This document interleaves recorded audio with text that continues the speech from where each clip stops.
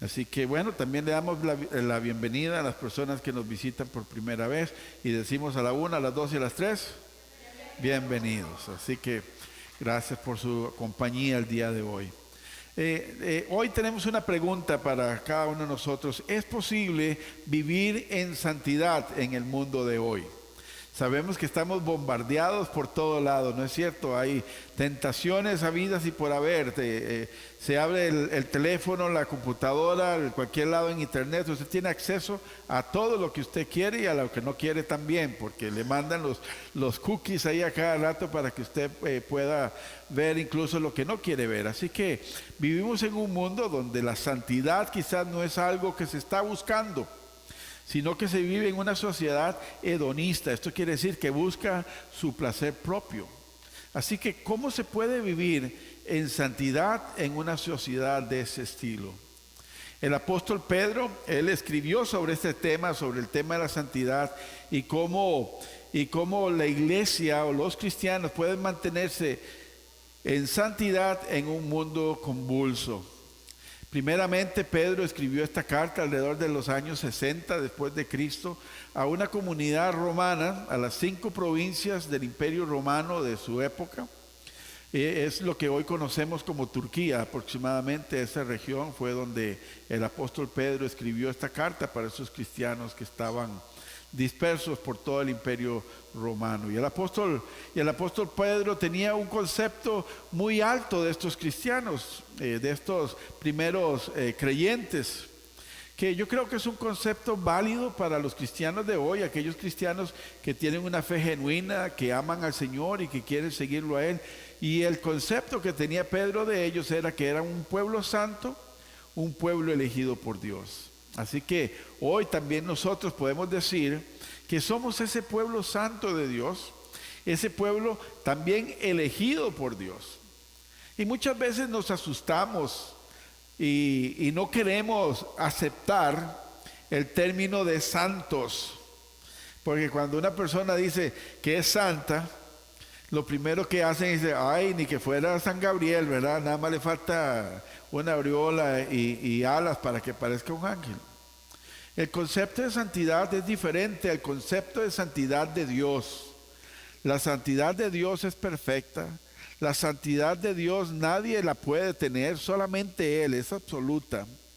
Nuestra santidad es una santidad dada por Dios, que en nosotros como cristianos es un reflejo de Cristo viviendo en nosotros. Así que si Cristo vive en nosotros, podemos empezar a decir que el Señor, Dios Todopoderoso, nos considera santos, no por lo que nosotros hacemos o dejamos de hacer, sino por lo que Cristo ha hecho en nosotros y lo que Cristo representa delante del Padre Celestial. ¿Me están entendiendo? Así que 1 Pedro capítulo 1, 14 al 16 dice, como hijos obedientes, no se amolden a los malos deseos que tenían antes cuando vivían en ignorancia.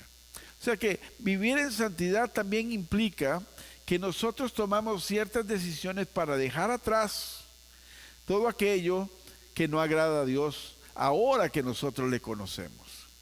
Y cada vez que vamos descubriendo más y más al Señor a través de lo que Él nos dice en las Escrituras, más y más vamos abandonando prácticas que no agradan a Dios ni benefician el crecimiento espiritual. Así que entonces Pedro continúa diciendo, más bien sean ustedes santos en todo lo que hagan, en su matrimonio, en su trabajo, en la escuela, en su relación con sus amigos, en todo lugar nosotros debemos de comportarnos como santos, dice. Como también es santo, ¿quién? El que nos llamó. ¿Quién nos llamó si no fue Dios? Dios, por medio de su Espíritu Santo, está constantemente tocando la puerta del corazón y la mente de las personas, haciéndoles saber que necesitamos de Él. Así que en el versículo 16 nos recuerda a nosotros, dice, porque está escrito que sean santos, porque yo soy santo. En otras palabras, como hijos de Dios e hijas de Dios, debemos de comportarnos como tales, en santidad. Y una vida en santidad no significa que nosotros vamos a vivir aislados, Oh, ya no voy a salir de la casa, no voy a poner internet, no voy a prender la televisión porque hay influencias malignas, no voy a mandar a mis hijos al trabajo, no voy a quedarme aquí como en los años, en el siglo XV, los monjes empezaron a irse a las montañas y construir monasterios y quedarse ahí reclutados, orando solamente, aislados del mundo porque no querían contaminarse. Eso no es lo que el Señor quiere para con nosotros. Cuando Jesucristo iba de regreso al cielo, Él hizo una oración por los discípulos, por los cristianos. Y les dice, Padre, hablándole al Padre Celestial, Padre, no quiero que los saques del mundo, sino que los protejas del mundo. Porque nosotros necesitamos vivir, necesitamos ser luz en medio de las tinieblas, necesitamos ser sal, como dice la Biblia, para la tierra. Y la sal en el tiempo de Jesús era importantísima, porque no había como hoy que tenemos congeladores, y donde podemos poner la carne, el pescado y guardarlo y que no se ponga malo, sino que la sal era necesaria para preservar los alimentos. Se ponían a secar, se llenaban de sal y entonces eso los ayudaba a conservarse más tiempo. La sal también la usaban para otros tipos de uso, como por ejemplo cuando ya la sal se usaba y perdía su contextura, la lanzaban a las calles o a los caminos para no levantar mucho polvo. Así que era muy importante, tanto así que la palabra salario sale precisamente de esa costumbre de la sal que era tan valiosa, que no se pagaba en dinero, sino que se daban en sal. Entonces tenía un salario y de ahí viene esa palabra. Y el Señor dice que nosotros somos la sal de la tierra, sazonamos este mundo. Así que la santidad no es vivir apartado del mundo, sino más bien vivir en el mundo, pero no contaminarse con el pecado reinante en el mundo, que es diferente. Sino también es dado más bien a compartir ese amor al prójimo, es compartir esa buena moral que nos impulsa a hacer las cosas buenas y amar a los demás como Dios nos ha amado a nosotros. Eso es parte de vivir en la santidad. Vivir en santidad también no es ejercer un legalismo religioso que esclaviza a las personas y donde los líderes religiosos gobiernan sobre las personas y les dicen qué hacer o qué no hacer. Eso tampoco es santidad. Recordemos que en la palabra del Señor Jesucristo llamó a los religiosos de su época, a los fariseos, a los seas, les llamó hipócritas porque imponían cargas a sus seguidores, cargas que ni ellos mismos cumplían. Así que santidad tampoco es el legalismo extremo. Eso es enfermedad religiosa. Eso es esclavitud religiosa. Y Cristo nos llamó a ser libres. El Señor Jesucristo y la palabra de Dios nos dice que conoceremos la verdad y la verdad nos hace libres. Porque vivir en un estricto legalismo religioso no es vivir en santidad. Al contrario, el apóstol Pablo nos recuerda que Cristo nos llamó ¿a qué? A vivir una vida abundante, una vida plena en libertad. No en esclavitud, sino en libertad. En libertad de la opresión religiosa que ejerce los líderes corruptos en la vida del creyente. Una vida en libertad es lo que Cristo nos ha llamado. Pero una vida de libertad del pecado. Nos ha llamado a una libertad dirigida por Dios, orientada y guiada por Dios, y no a un libertinaje donde no hay estructuras. Nosotros vivimos en libertad, pero tenemos una estructura que seguir y que nos ayuda a preservar en esa libertad que busca el bien para cada uno de nosotros como creyentes. Porque una libertad sin estructura es un caos. Una libertad sin estructura, como la palabra del Señor nos da, sin una guía, es anarquismo. Y el Señor nos ha llamado a la libertad, pero una libertad plena. Y vivir bajo un estricto legalismo religioso no es vivir en santidad. Eso no es, sino que es vivir bajo reglas que limitan la vida plena que el Señor nos ha dado a nosotros. Gálatas capítulo 5:1 dice Cristo nos liberó para que vivamos como en libertad. Por lo tanto, dice, manténganse firmes y no se sometan nuevamente al yugo de la esclavitud. Ahora, aquí en esta esclavitud que el apóstol Pablo está hablando, porque Pablo es el que escribió la carta a los Gálatas, no está hablando de la esclavitud del trabajo como eran esclavos los israelitas en Egipto, que los pusieron a hacer ladrillos para hacer construcciones, sino que está hablando de la esclavitud del creyente al pecado, a la vida anterior.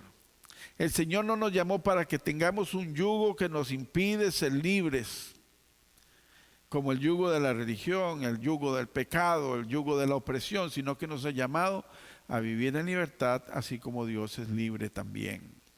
Así que la tarea del legalismo religioso solamente sirve para estar condenando. Este dedo es muy importante para el legalismo religioso. Tú eres culpable, tú te vas a ir al infierno, tú no debes de hacer eso. Ese es el dedo más importante del legalismo religioso. El apuntar contra otro, criticando, condenando, recordándole al mundo su pecado, pero no extiende una mano para darle una solución o una esperanza. En ningún momento se habla de la misericordia que Dios tiene, del amor que Dios nos puede dar y del perdón que Él nos ofrece y la nueva vida que Él tiene disponible para aquellos que depositan su fe. El legalismo religioso se concentra solamente en criticar, en condenar. No hay esperanza. No sirve porque no le da la esperanza a que la persona tenga en éxito. No siempre va a vivir oprimida, sin gozo, porque no ha encontrado la libertad que podemos encontrar en Cristo. Por el contrario, vivir en santidad es vivir no en libertinaje, sino en una libertad. Y este estado de libertad guía y motiva al creyente a vivir en esa santidad precisamente, la cual permite al cristiano tener una conciencia tranquila, libre de la culpa y de la condenación. ¿Por qué es esto? Porque ser santos es imposible alcanzarlo con esfuerzos humanos. No podemos. No hay sacrificio que podamos hacer. No hay dinero que podamos invertir para comprar. La santidad es un regalo que Dios nos da, que está disponible para el creyente una vez que éste decide aceptar a Cristo Jesús como Señor y Salvador. Así que la santidad es algo que se goza o que el creyente empieza a gozar. Cuando, una vez que el ser humano escucha la palabra del Señor, reconoce su necesidad de perdón y que ese perdón solamente es dado a través de Cristo Jesús, lo acepta y en ese momento entonces el Espíritu Santo de Dios entra en el corazón de esa persona que ha decidido creer y vivir para Cristo y empieza ese proceso de salvación. Así que el proceso de santidad no inicia en el corazón humano, sino que inicia en el corazón de Dios.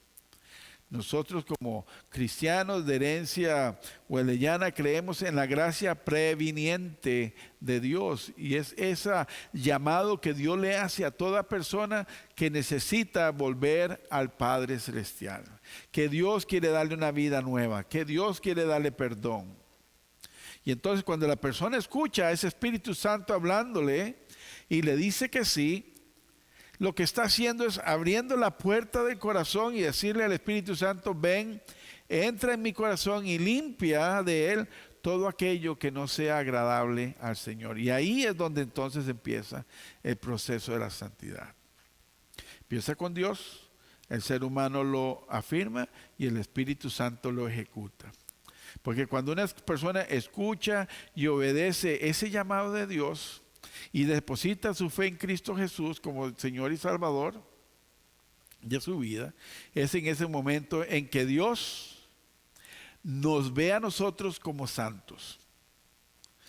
Porque cuando nosotros decimos que soy santo, la gente no nos cree, ¿no es cierto? Porque en realidad Dios lo que ve en nosotros, no ve nuestras obras, no ve lo que nosotros hacemos o dejamos de ver. Lo que Dios ve en nosotros es el reflejo de Cristo en nuestra vida. La sangre de Cristo que nos compró en la cruz del Calvario. Eso es lo que Dios ve en nosotros. Ve una hoja en blanco que Cristo ha lavado. Por eso Él nos ve y nos considera santos, porque Cristo en su obra redentora nos limpió de todo pecado, de toda maldad, y el Espíritu Santo nos guía en el camino hacia el Señor. Así que no es por lo que nosotros hacemos o dejamos de hacer, sino por la obra redentora de Cristo y por el poder del Espíritu Santo. Tanto así que el apóstol Pablo en 1 Corintios capítulo 1 versículo 2 le escribe a una iglesia con personas como usted y yo, que tenemos nuestros defectos, que tenemos nuestras virtudes, que somos humanos, pero con el gran deseo de hacer la voluntad de Dios en nuestra vida. Así que no eran extraterrestres a los que el apóstol Pablo le estaba escribiendo esta carta a los Corintios. Más bien era una iglesia que tenía muchos problemas. Pero aún así, esto es lo que le dice Pablo a ellos. Dice, a la iglesia de Dios que está en Corinto, a los que han sido, ¿cómo? Santificados. ¿En quién? En Cristo. Mire que no dice que están sido santificados en sus propias fuerzas, han sido santificados en sus propias obras. No, sino que hemos sido santificados por la acción de Cristo en la cruz del Calvario, que se refleja y vive en nuestro corazón. Dice, a los que han sido santificados en Cristo Jesús y llamados a ser su santo pueblo, junto con todos los que en todas partes invocan el nombre de nuestro Señor Jesucristo, Señor de ellos y de nosotros. Y ahí nos incluye a nosotros, porque nosotros somos aquellos que lo invocan en todas partes, en todas las épocas. A ellos nos llama el Señor santos. Y la decisión de seguir a Cristo hace posible precisamente eso, que el Espíritu Santo habite dentro del creyente. Porque la Biblia dice que nosotros hemos sido sellados por el Espíritu Santo para salvación y como señal de que somos pueblo de Dios. Y Él habita en nuestro corazón. Pablo decía que el mismo Espíritu que levantó a Cristo de entre los muertos habita en ustedes. Así que es esa obra del Espíritu Santo en nosotros, el que habla a nuestra mente y nos guía cuando nosotros empezamos a conocer al Señor a través de la palabra, y el Espíritu Santo nos dice, es cierto, yo tengo que abandonar esta práctica, esto no me beneficia. Esto hizo que mi hogar se dividiera. Esto ha hecho que me despidan del trabajo. Esto ha hecho que yo pierda a mis amigos. Esto ha hecho que yo camine lejos de Dios, y hacemos los cambios necesarios. Es una obra del Espíritu Santo en nosotros. Así que la obra del Espíritu Santo primero empieza a trabajar en la mente, en el corazón y en el carácter de la persona, porque la obra del Espíritu Santo es formar a Cristo en la vida del creyente. La obra del Espíritu Santo es llevar a nuestra generación al paraíso. Cuando me refiero al paraíso es cuando Dios creó a los seres humanos, que dice, y Dios creó al hombre y a la mujer y vio Dios que era bueno en gran manera. Y Dios tenía comunión con ellos antes de la caída. A ese estado de limpieza y pureza es que Dios quiere restaurarnos por medio del Espíritu Santo y su palabra. De tal manera que la comunión con Dios es plena, que no hay por qué escondernos de Dios, porque Él nos ha limpiado y podemos hablar con Él. Así que no es por medio del legalismo religioso que podemos alcanzar ese grado de santidad, sino por la obra de Cristo, por la acción del Espíritu Santo, por la instrucción de la palabra y la convivencia con los santos. C.H. Spurgeon fue un predicador muy famoso en el siglo XIX, muy conocido aquí en las iglesias de Estados Unidos y en la teología de este lado del occidente. Él decía que la santidad es el lado visible de la salvación. ¿Cómo puede ser esto posible? El lado visible de la salvación.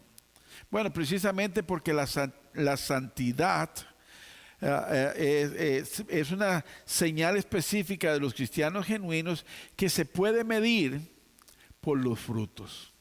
Es más, de hecho Jesús dijo, le preguntaron a Jesús, maestro, ¿cómo podemos saber que alguien es un verdadero discípulo?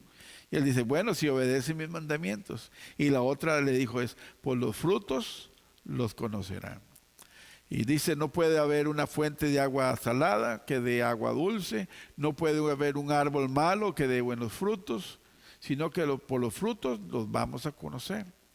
Así que cuando nosotros decimos que somos creyentes, las acciones que nosotros hacemos, lo que nosotros decimos, cómo tratamos a las otras personas, va a ser una señal de si realmente estamos viviendo en santidad o no lo estamos haciendo.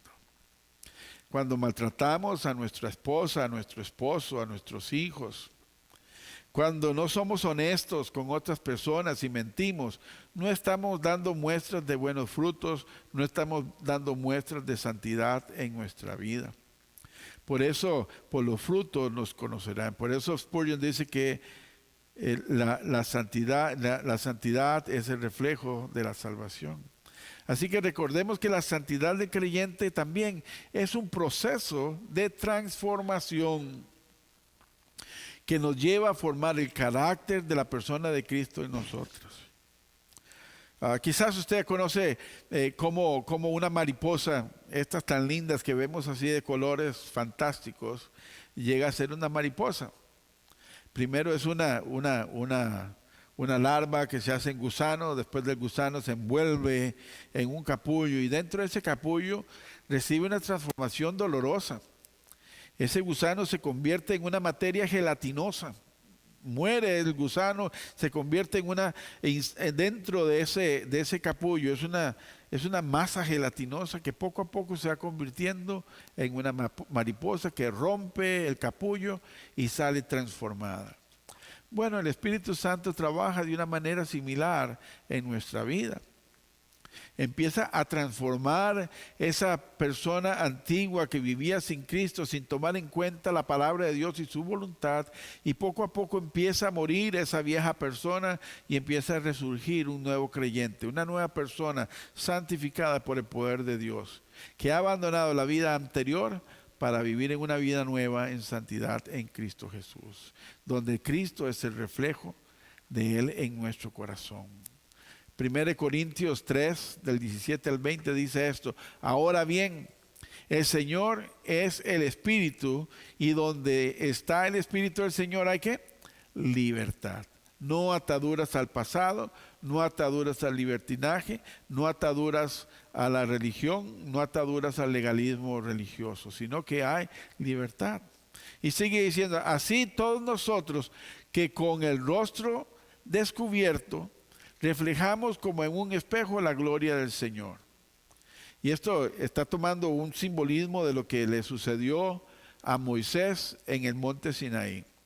Si usted ha leído la historia de cómo Moisés fue a retomar las tablas de los mandamientos, él bajó del monte Sinaí que su rostro resplandecía y tuvo que cubrirse porque las personas no aguantaban el reflejo de la santidad de Dios. Así nosotros como creyentes en Cristo Jesús también debemos de reflejar a Cristo. Las personas deben de ver la bondad, la bondad, la felicidad, el gozo en nosotros, porque eso representa a Cristo.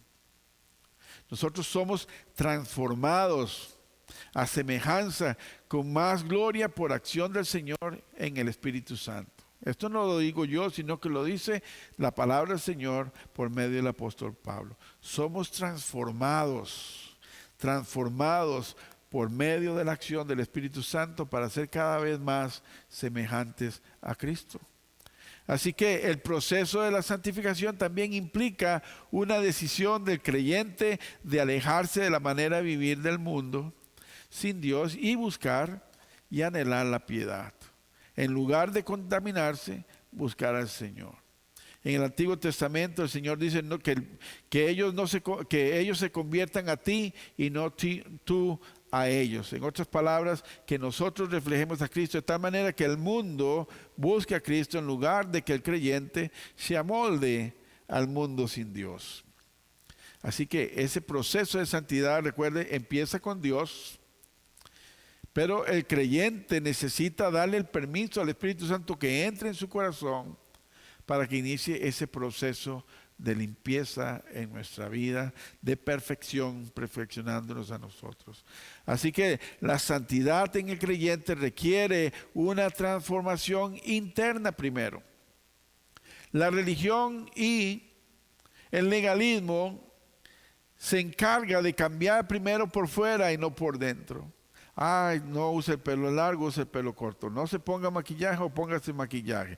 No use falda, use pantalón. No, empiezan a poner todas esas cosas externas que cualquiera los puede imitar.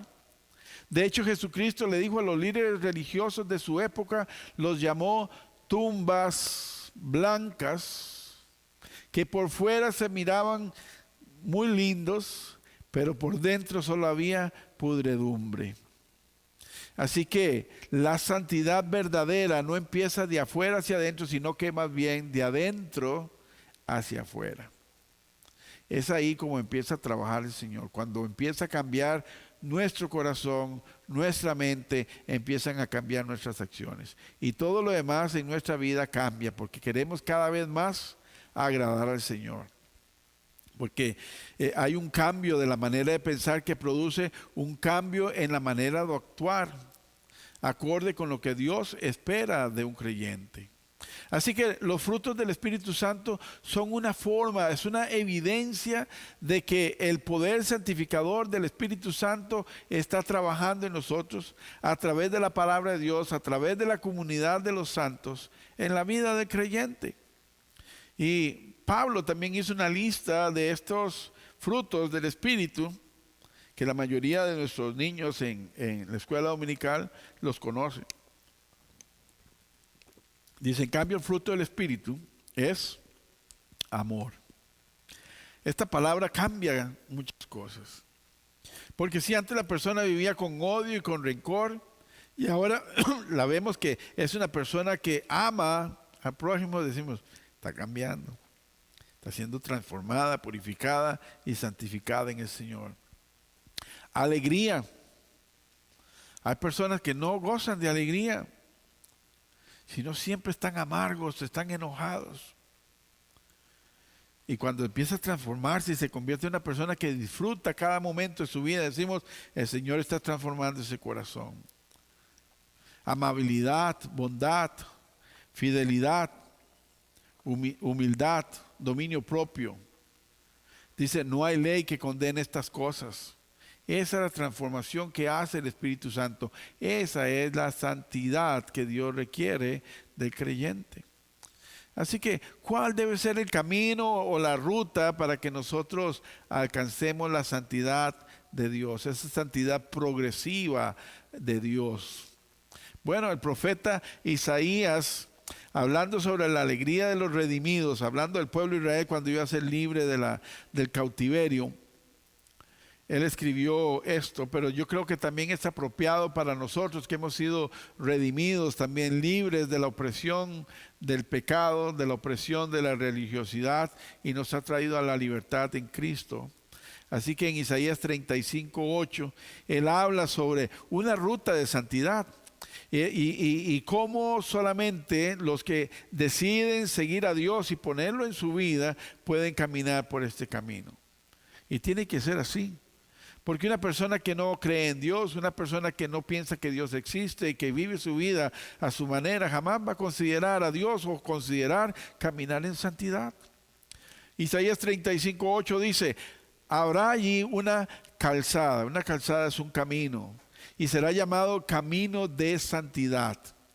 ¿Quiénes viajarán ahí? Dice, no viajarán por ella los impuros, ni transitarán por ella los necios, solo para los que siguen en ese camino. ¿Cuál? En el camino del Señor, en el camino de la santidad.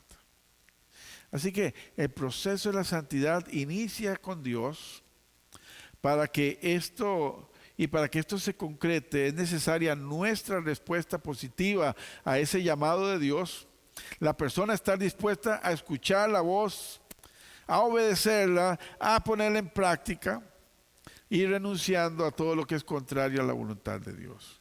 porque no basta solo con escuchar, hay que ponerla en práctica.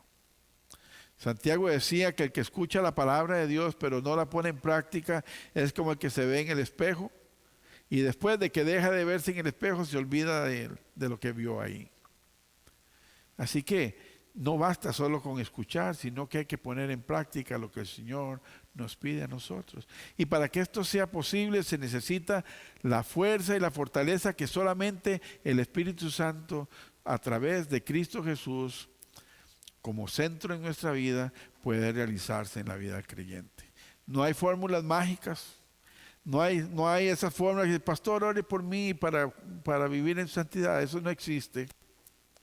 Sino que es un compromiso de cada creyente de vivir día a día rindiéndose al Señor. Eso es lo que el Señor lo busca, porque la fortaleza se encuentra en la presencia de Dios, en el estudio de su palabra y en la comunión de los santos. El camino de la santidad es un camino de resistencia y no una competencia. ¿Cuántas personas ha visto usted a través de su vida cristiana que por un momento alegres adoran al Señor y después nunca más los vuelve a ver? Porque no es como este corredor jamaiquino de apellido Bolt, ¿verdad? Que corre los 100 metros en abrir y cerrar los ojos.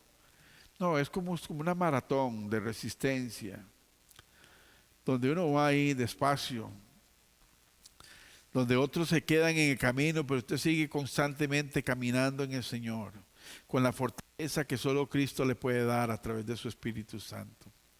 Y así como todos los procesos de rehabilitación de una persona que tiene adicciones puede recaer, también nosotros como cristianos que buscamos la santidad, en nuestro caminar, en esa ruta de búsqueda de la santidad, es posible que te puedas tropezar. Es posible que puedas caer porque no somos perfectos. El único que tiene la perfección absoluta, ¿quién es? Dios. Así que puede ser que nos caigamos, que recaigamos. Y eso es uno de los momentos en que Satanás utiliza para desanimar, para desmotivar a los creyentes. Y entonces cuando un cristiano quiere hacer lo que es correcto y se equivoca y cae, ahí está Satanás por medio de las otras personas. Mira, y te llamas cristiano, ¿verdad? Y mira lo que estás haciendo. Ay, mira cómo cayó. Por eso yo no voy a la iglesia, para no caer igual. No, eso es lo que utiliza Satanás. Jesucristo lo que hace es extender la mano y decirte, levántate, sacúdate las heridas y sigue adelante, porque el camino está hacia el frente, no hacia atrás. De hecho, cuando Elías, uno de los profetas más poderosos de la palabra que encontramos en la Biblia, la palabra de Dios, llegó un momento en que falló, vivió en temor, después de haber realizado un gran milagro, orando al cielo para que cayera fuego del cielo y quemara un sacrificio. Ahora huía porque mató a 400 profetas falsos del dios Baal. Ahora huía y temía de su vida y estaba ahí en una cueva todo asustado. Él decía al Señor, Señor, prefiero morir, yo no sé por qué estoy vivo, ya no me llamen más al ministerio, quiero abandonarlo todo. Y ahí el Señor, en lugar de desecharlo, lo que hizo fue envió unos cuervos a alimentarlo. Y cuando estaba fortalecido le dice, ¿sabe qué, Elías? Tengo más trabajo para ti, sigue adelante. Así que si usted que nos ve hoy a través del internet, o usted que está hoy aquí, quizás ha caído y se lastimó en su vida espiritual, yo le quiero decir, no se desanime, el Señor quiere restaurarte para que sigas hacia adelante, porque la meta está hacia adelante y no está hacia atrás. La virtud está en saber levantarse, no en quedarse postrado en la derrota. Así que podemos ver que cristianos fieles y verdaderos que encontramos en la Biblia, les pasó esto. El rey David falló Moisés, falló Salomón, falló el apóstol Pedro, y aún así el Señor no los rechazó. Pero ¿cuál fue la diferencia? Ellos no se quedaron postrados en la derrota, sino que se levantaron. Porque el fracaso puede ser un obstáculo en nuestro caminar, puede ser que sea un tropiezo para nosotros. en nuestra relación con Dios. Pero cómo nosotros vamos a reaccionar ante ese fracaso, ante esa caída, es lo que va a hacer la diferencia.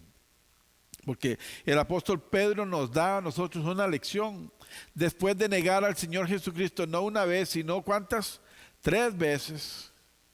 Después de negarlo, decir que no lo conocía, que quién sabe quién era este hombre, el Espíritu Santo tuvo una conversación muy fuerte con el apóstol Pedro.